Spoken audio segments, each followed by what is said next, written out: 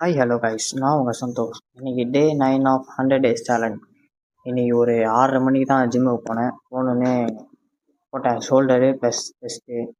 First வந்து பிக்ஃப்ளையில் ஒரு 4 set, அப்புறம் இன்க்ளைன் ஷோல்டர் ப்ளஸ்ஸு ஒரு 3 செட்டு, அதுக்கப்புறம் வந்து புல் டவுனில் ஒரு 4 செட்டு போட்டோன்னே ஷோல்டர்லாம் கச்ச கச்ச கச்ச கச்சான்னு ஆயிடுச்சு.